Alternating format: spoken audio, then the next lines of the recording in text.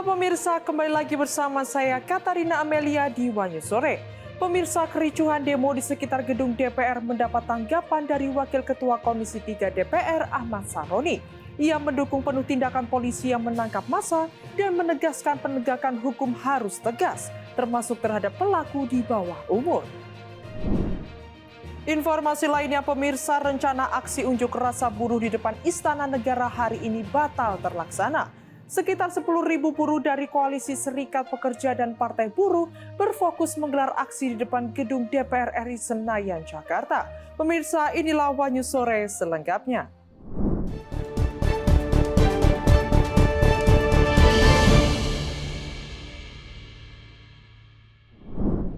Polda Metro Jaya mengimbau masyarakat yang mengikuti demo buruh 28 Agustus untuk tidak melakukan siaran langsung atau live di aplikasi TikTok.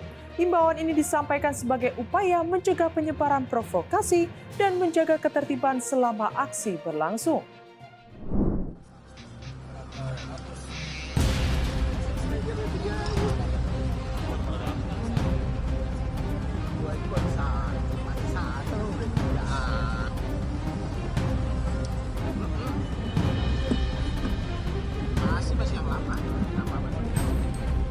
Polda Metro Jaya mengimbau masyarakat yang ikut demo buruh hari ini untuk tidak melakukan siaran langsung atau live di TikTok. Himbauan ini dikeluarkan agar suasana demo tetap kondusif dan tidak memicu hal-hal yang tak diinginkan. Demo sendiri rencananya akan digelar di 3 lokasi utama di Jakarta, yaitu Balai Kota, Patung Kuda, dan depan gedung DPR MPR RI. Polisi pun sudah menyiapkan pengawasan ketat di titik-titik tersebut. Menurut Kabid Humas Polda Metro Jaya Kombes Ade Arisyam, pihaknya juga aktif memantau media sosial untuk mencegah penyebaran ajakan provokatif yang bisa memicu kerusuhan. Khususnya, mereka fokus pada ajakan yang menyasar pelajar agar ikut demo. Selain memantau, polisi juga terus memberikan edukasi dan komunikasi kepada masyarakat. Mereka segera memberikan imbauan jika menemukan akun yang melakukan siaran langsung dengan konten ajakan provokatif, terutama yang melibatkan pelajar. Ade Ari juga menjelaskan pelaku provokasi terkadang menawarkan hadiah atau gift agar para pelajar mau ikut dalam aksi tersebut. Karena itu, pencegahan dilakukan bersama berbagai pihak agar anak-anak yang rentan tetap terlindungi. Tujuan utama polisi adalah melindungi anak-anak, terutama pelajar di bawah usia 18 tahun, karena mereka sangat mudah terpengaruh hal-hal negatif. Pada pagi tadi, polisi sudah mencegah sekitar 120 pelajar yang berusaha ikut demo. Mereka diamankan saat penyekatan di beberapa titik perbatasan dan jalur menuju gedung DPR MPR RI. Ade Ari menyayangkan para pelajar yang meninggalkan sekolah tanpa izin orang tua. Ia pun mengajak semua pihak untuk sama-sama menjaga agar pelajar tidak dimanfaatkan oleh oknum yang tidak bertanggung jawab demi kepentingan tertentu. Sementara itu, para buruh yang akan menggelar demo sudah mulai berkumpul di sekitar gedung DPR MPR RI sejak pagi tadi.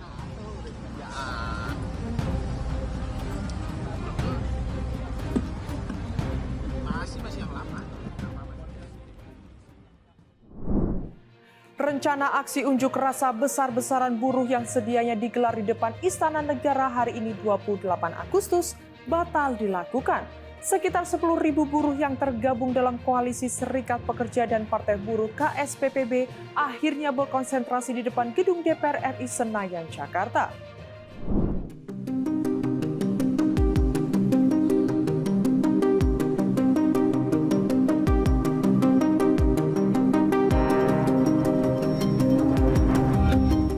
Sekitar 10.000 buruh akan menggelar aksi unjuk rasa besar-besaran hari ini di depan gedung DPR RI Jakarta. Aksi yang digalang oleh Koalisi Serikat Pekerja dan Partai Buruh KSPPB ini melibatkan ribuan buruh dari Jabodetabek yang hadir langsung di Senayan, serta puluhan ribu lainnya yang melakukan aksi serentak di berbagai daerah. Presiden Partai Buruh sekaligus Presiden Konfederasi Serikat Pekerja Indonesia atau KSPI, Said Iqbal,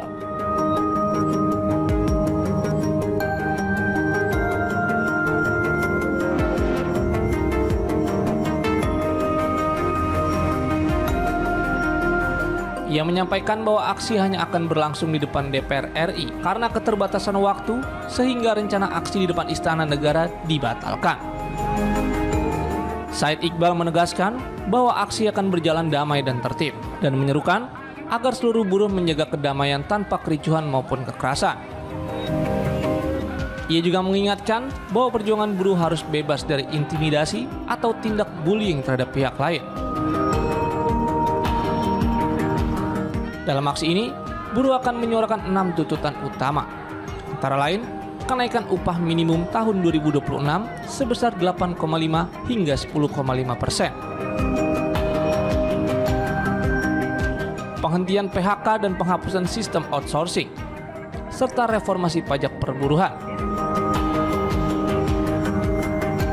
Selain itu, para buruh juga menuntut pengesahan rancangan undang-undang ketenagakerjaan tanpa Omnibus Law.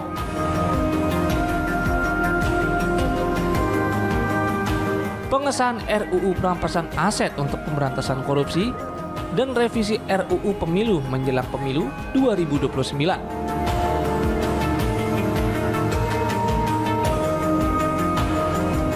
Said Iqbal menegaskan bahwa aksi ini murni gerakan buruh dan mengingatkan kelompok lain agar tidak menunggangi atau mengganggu jalannya aksi. Ia juga menyatakan bahwa pihak buruh akan melawan segala bentuk kekerasan yang mungkin terjadi selama demonstrasi.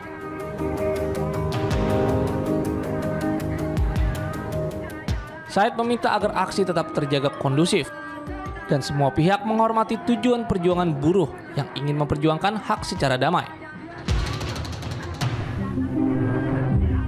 Aksi ini menjadi sorotan karena melibatkan ribuan orang dan diikuti oleh berbagai daerah secara serentak.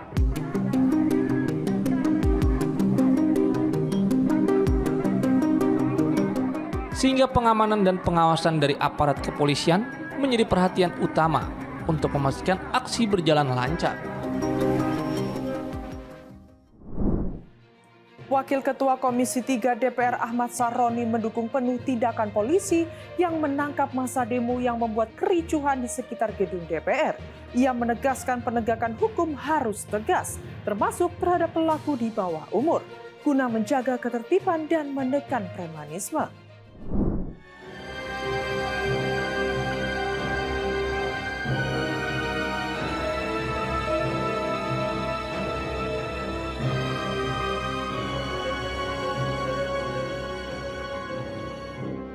Wakil Ketua Komisi 3 DPR Ahmad Sarroni menyatakan dukungan penuh terhadap langkah kepolisian dalam menangkap massa aksi yang melakukan kericuhan di sekitar gedung DPR pada Senin 25 Agustus.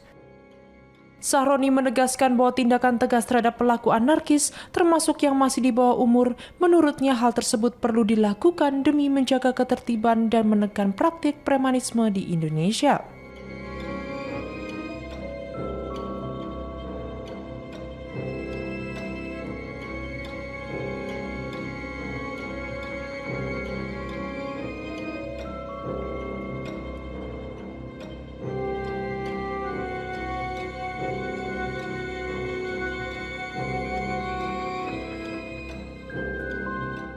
Ia menilai sikap anarkis tersebut tidak bisa dibiarkan dan harus mendapat penegakan hukum yang tegas.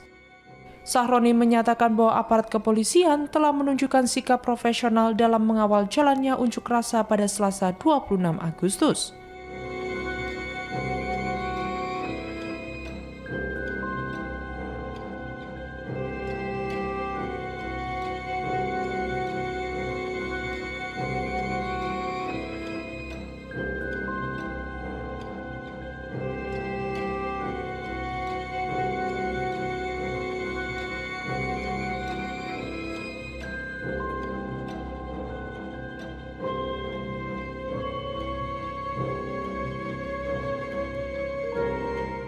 Di sisi lain, Lembaga Bantuan Hukum atau LBH Jakarta mencatat sekitar 400 orang ditangkap pasca aksi tersebut, dengan hampir separuhnya merupakan anak-anak. LBH juga melaporkan adanya indikasi penganiayaan terhadap para peserta aksi yang ditangkap, dengan sejumlah orang mengalami luka-luka. Perwakilan LBH Jakarta menyampaikan bahwa banyak peserta aksi yang ditangkap mengalami memar dan luka-luka.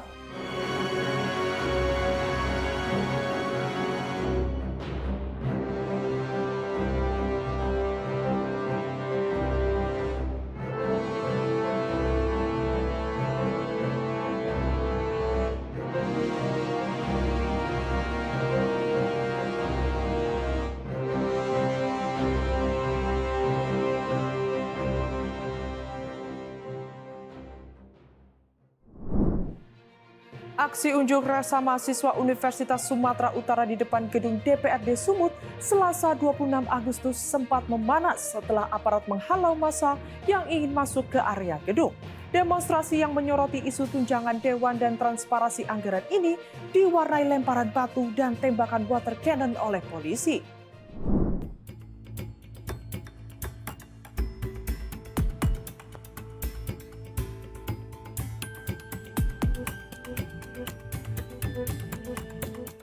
Aksi unjuk rasa yang digelar Aliansi Mahasiswa dari Universitas Sumatera Utara atau USU di depan gedung DPRD Sumatera Utara pada Selasa 26 Agustus sempat diwarnai ketegangan.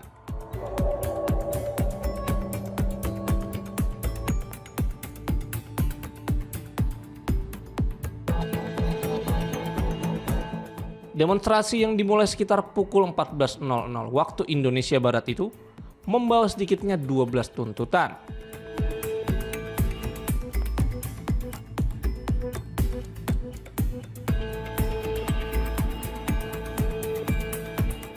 Di antaranya penolakan terhadap tunjangan dan gaji anggota dewan yang dinilai tidak berpihak pada kepentingan rakyat.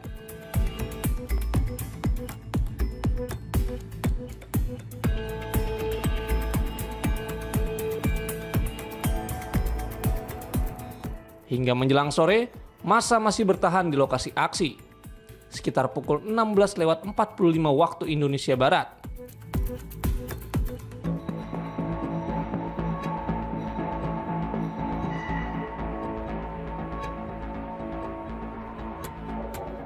Situasi memanas saat mahasiswa tidak diizinkan memasuki kawasan gedung DPRD.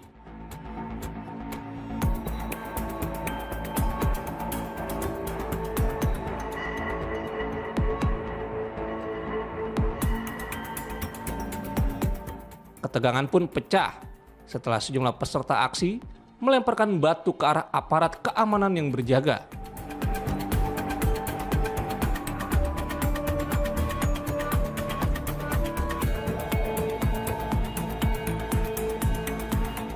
Sebagai respon, aparat kepolisian menggunakan mobil water cannon untuk membubarkan kerumunan.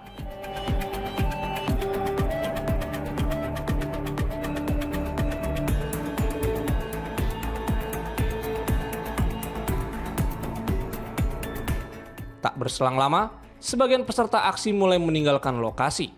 Sementara beberapa lainnya tetap bertahan sembari menyuarakan tuntutan mereka.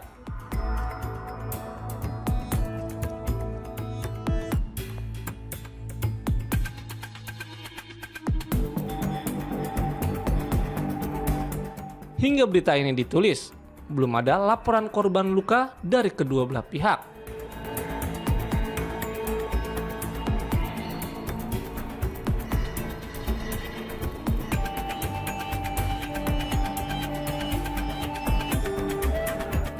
Aksi ini menjadi sorotan lantaran membawa isu-isu yang dianggap krusial oleh mahasiswa, termasuk transparansi anggaran dan keberpihakan wakil rakyat terhadap masyarakat.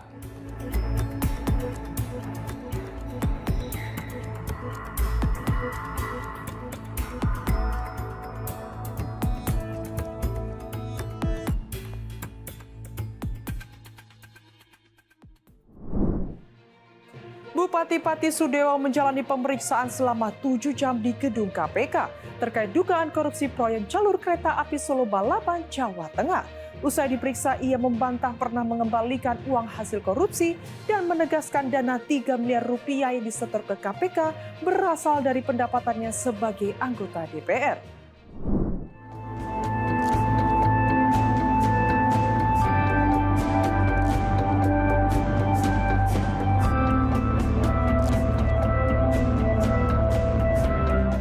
Bupati Pati Sudewo menjalani pemeriksaan selama 7 jam di Gedung Komisi Pemberantasan Korupsi KPK Jakarta Rabu 27 Agustus.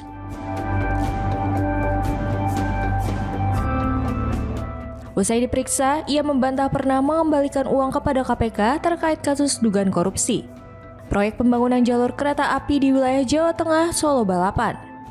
Pada Direktorat Jenderal Perkeretaapian DJKA Kementerian Perhubungan Republik Indonesia tahun anggaran 2018-2022.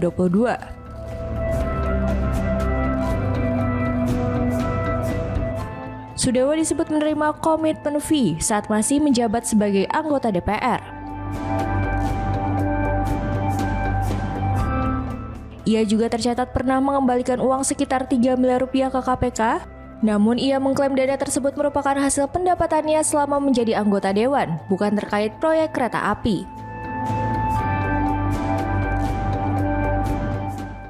Saya dipanggil diminta keterangan sebagai saksi. Semua pertanyaan saya jawab sejujurnya dan apa adanya. Spesifiknya soal apa tadi Pak?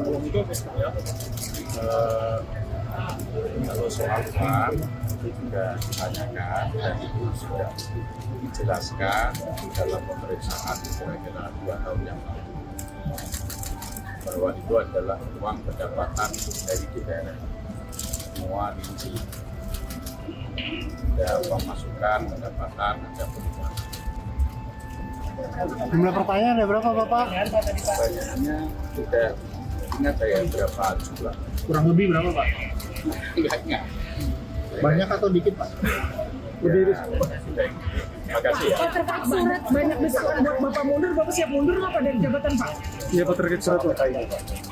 Saya akan istiqomah, akan amanah untuk membangun Kabupaten Pati sebaik-baiknya. Saya menunggu masyarakat.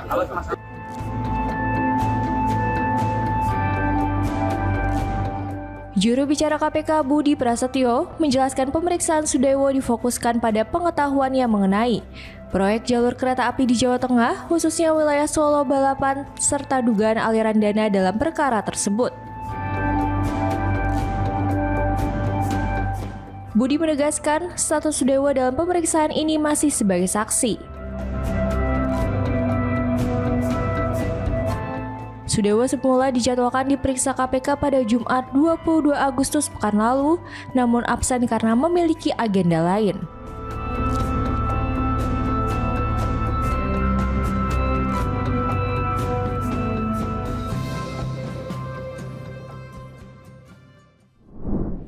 Wakil Ketua Umum Partai Golkar Ahmad Doli Kurnia menilai kecil kemungkinan Setia Novanto kembali aktif di jajaran pengurus DPP partai. Meski begitu, ia menegaskan mantan Ketua Umum yang terjerat kasus korupsi EKTP itu hingga kini masih berstatus kader Golkar.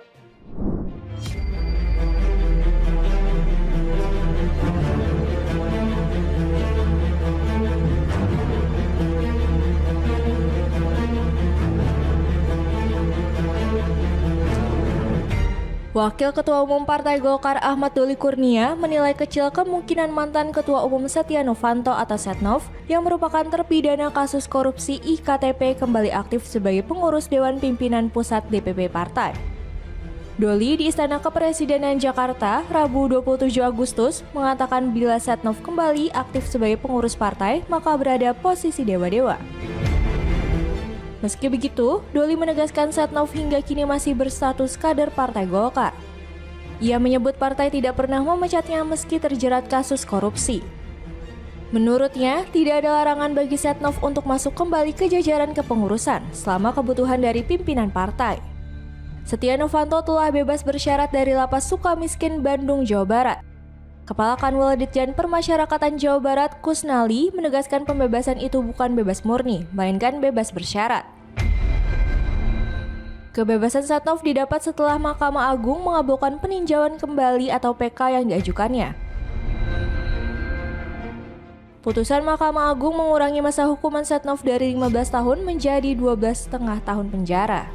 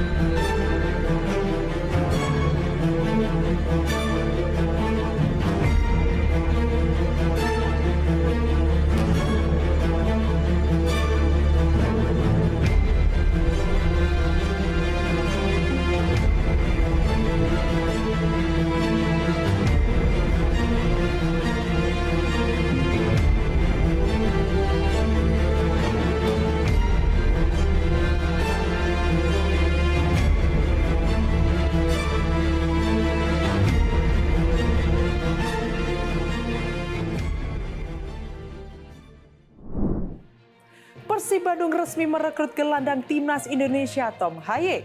Didatangkan bebas transfer usai kontraknya dengan Almen City berakhir. Kehadiran sang pemain disambut antusias Bobotoh untuk memperkuat lini tengah Maung Bandung di Super League 2025-2026.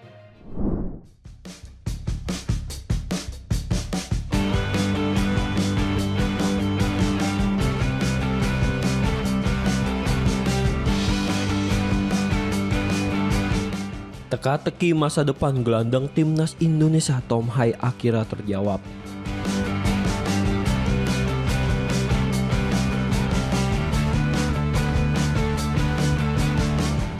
Persib Bandung resmi memperkenalkan pemain berusia 30 tahun itu sebagai rekrutan anyar untuk menghadapi kompetisi Super League 2025 hingga 2026.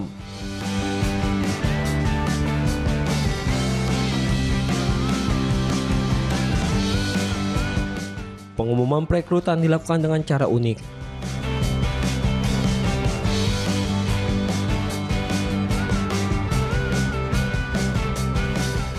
Persib menayangkan melalui siaran khusus di TVRI Jawa Barat pada Rabu 27 Agustus 2025 pukul 15.30 waktu Indonesia bagian Barat.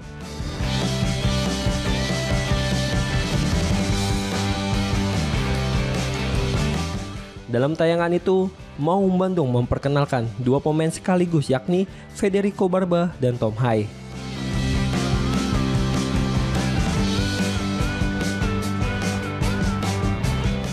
Tom Haye sendiri berstatus bebas transfer sejak kontraknya dengan Almere City berakhir pada 1 Juli 2025.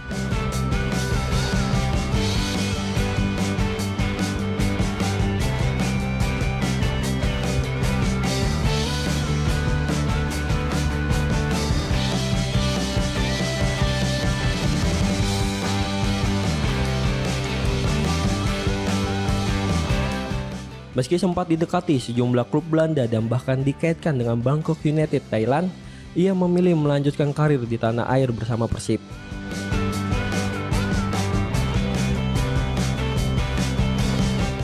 Kepindahan Tom Haye ke Persib tentu menimbulkan pertanyaan terkait nilai kontraknya.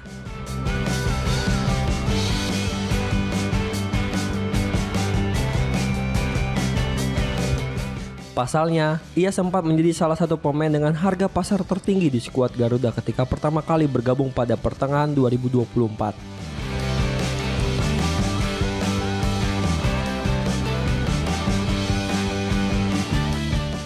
Dikenal memiliki visi permainan tajam, kemampuan membaca celah pertahanan lawan, serta ketenangan dalam mengatur ritme permainan.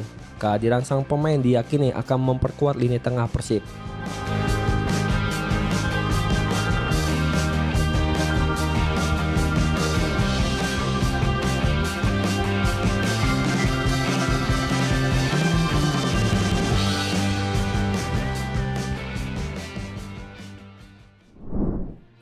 Demikian informasi yang dapat kami sampaikan pemirsa. Terima kasih telah bergabung bersama kami. Saya Katarina Amelia dan seluruh tim yang bertugas mengucapkan sampai jumpa di Wanyu Sore berikutnya. Setiap hari pukul 7 malam hanya di kanal YouTube TV Wanyus.com.